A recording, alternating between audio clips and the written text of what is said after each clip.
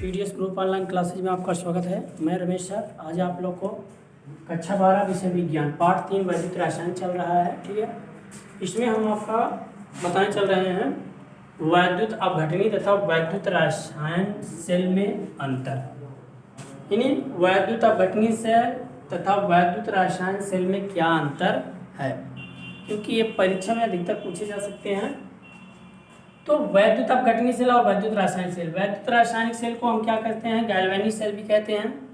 और ये क्या है, वैद्युत अपघटनी सेल है। देखिए गैल्वेनिक सेल में फर्स्ट नंबर क्या है, इलेक्ट्रॉन एनोड से कैथोड की ओर प्रवाहित होते हैं। यानी एनोड से क्या, कैथोड की ओर प्रवाहित होते हैं। यानी ऋण आयन से क्या होते हैं, धन आयन की ओर जाते हैं। और इसमें वैद्युत जो अपघटनी सेल है, इसमें बाह्य स्रोत से इलेक्ट्रॉन प्रदान किए जाते हैं। ठीक है, इन बाह्य स्रोत से इलेक्ट्रॉन क्या होते हैं, प्रदान किए जाते हैं। दूसरा नंबर इसमें क्या है, गैल्वेनिक सेल में दो भिन्न भिन्न पात्रों में दो अर्ध अपक्रियाएं संपन्न होती हैं। यानी अर्धसेल अपक्रियाएं, जैसे एक अपक्रिया में दो अर्धसेल अपक्रियाएं होती हैं, जैसे एनोड अर्ध अपक्रिया और कैथोड अर्धसेल अपक्रिया। ठीक है ना। तो इसमें यानी दो भिन्न भिन्न पात्रों में दो अर्ध अपक्रियाएं संपन्न होती हैं। और इसमें क्या है, दो इलेक्ट्रोड एक ही पात्र में रखे जाते हैं। जो वैद्युत अपघटनी सेल में होता है उसमें दो इलेक्ट्रोड एक ही पात्र में रखे जाते हैं। अब तीसरा नंबर है, गैल्वेनिक सेल में वैद्युत ऊर्जा उत्पन्न होती है। यानी गैल्वेनिक सेल में क्या होती है, वैद्युत ऊर्जा उत्पन्न होती है। बट इसमें क्या, वैद्युत अपघटनी सेल में, वैद्युत अपघटनी में वैद्युत ऊर्जा से रासायनिक ऊर्जा उत्पन्न होती है। इसमें गैल्वेनिक सेल में क्या होती है, विद्युत ऊर्जा उत्पन्न होती है। और वैद्युत अपघटनी सेल में क्या होता है, रासायनिक ऊर्जा उत्पन्न होती है। चौथा नंबर है, यानी फोर्थ नंबर है, गैल्वेनिक सेल में एनोड पर क्या होता है, ऋणायन होता है तथा कैथोड पर क्या होता है, धनायन होता है। यानी गैल्वेनिक सेल में एनोड पर क्या होता है, ऋणायन होता है तथा कैथोड पर धनायन होता है। और इसमें क्या कहते हैं, वैद्युत अपघटनी सेल में, वैद्युत अपघटनी सेल में एनोड पर धनायन तथा कैथोड पर ऋणायन होता है। सेम क्या होता है, प्रोसेस क्या होता है, जस्ट अपोजिट होता है। यानी गैल्वेनिक सेल में क्या होता है, एनोड पर क्या होता है, ऋणायन होता है, कैथोड पर धनायन होता है। वैद्युत अपघटनी सेल में एनोड पर क्या होता है, धनायन होता है, कैथोड पर ऋणायन होता है। अगला जो है पांचवा नंबर है, गैल्वेनिक सेल में निरंतर अपक्रियाएं होती रहती हैं। यानी गैल्वेनिक सेल क्या होते हैं, इनमें निरंतर अपक्रियाएं क्या होती है, होती रहती है। और वैद्युत अपघटनी सेल में अपक्रियाएं निरंतर नहीं होती रहती है। तो ये क्या है आपका, वैद्युत अपघटनी और वैद्युत रासायनिक सेल में अंतर है। तो इसको आप अच्छे से लिख लीजिएगा और इसको तैयार कर लीजिएगा। अगला जो टॉपिक है आपका, यानी विभव और वैद्युत सेल का वैद्युत वाहक बल में क्या अंतर है। यानी विभव और सेल का वैद्युत वाहक बल में क्या अंतर है, अगली जो टॉपिक है उसको मैं आपको बता दे रहा हूँ। ठीक है, तो देख लीजिए।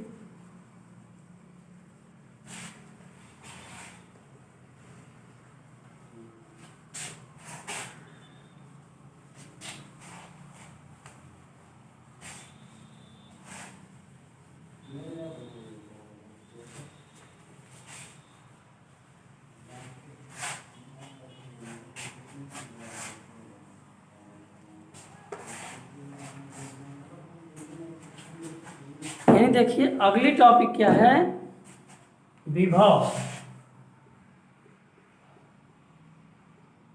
विभव और सेल वैद्युत वाहक बल में अंतर। ठीक, तो ये अगली है। तो यहाँ क्या हो जाएगा, विभव, और ये क्या हो जाएगा, वैद्युत वाहक बल। ठीक है, तो ये आपका है। अब देखिए विभव में, विभव में पहला क्या होता है, यानी इनका मान क्या होता है, निश्चित होता है। विभव में पहला मान क्या होता है, इसका मान निश्चित होता है।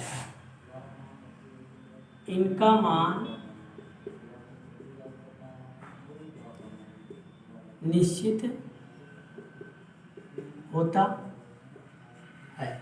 और वैद्युत वाहक बल में इनका मान क्या होता है, सेल में इनका मान, विभव क्या होता है, इनका मान निश्चित होता है। और विद्युत वाहक बल में सेल में इनका मान क्या होता है, निश्चित होता है।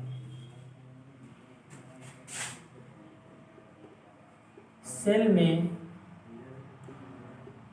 इसका मान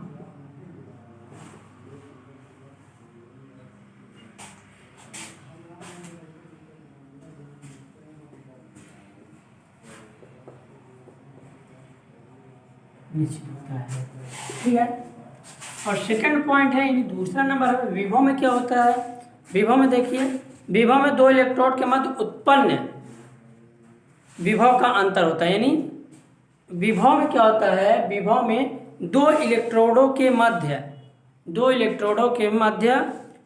उत्पन्न विभव का अंतर होता है। विभव में दो इलेक्ट्रोडों के मध्य उत्पन्न विभव का अंतर होता है।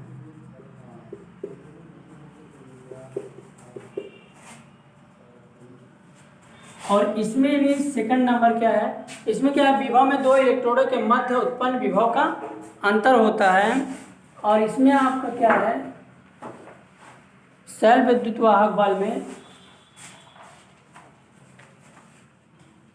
जब परिपथ में कोई धारा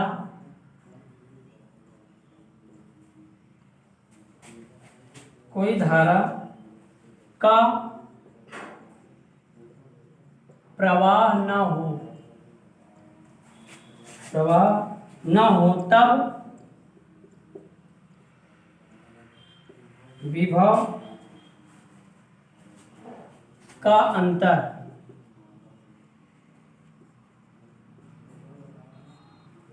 विभव का अंतर सेल का वैद्युत वाहक बल कहलाता है।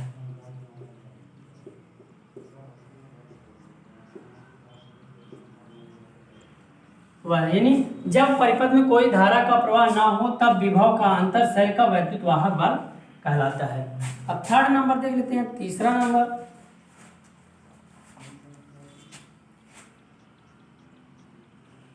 विभव सेल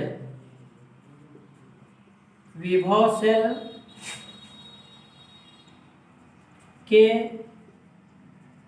वैद्युत वाहक बल से कम होता है। यानी विभव सेल के वैद्युत वाहक बल से कम होता है। इसमें देख लीजिए, यानी वैद्युत वाहक बल में क्या होता है, वैद्युत वाहक बल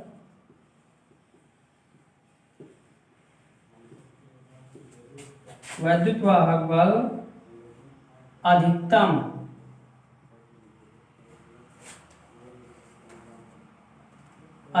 विभव होता है।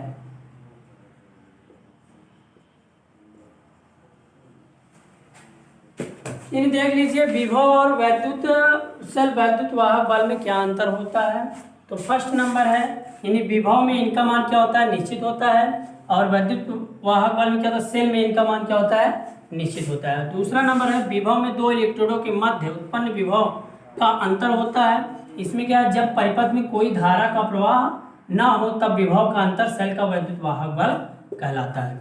और थर्ड नंबर है इसमें, विभव सेल के वैद्युत वाहक बल, यानी विभव सेल के वैद्युत वाहक बल से कम होता है। इसमें जो विभव सेल होता है वो वैद्युत वाहक बल से क्या होता है, कम होता है, और इसमें जो है वैद्युत वाहक बल अधिकतम विभव से होता है।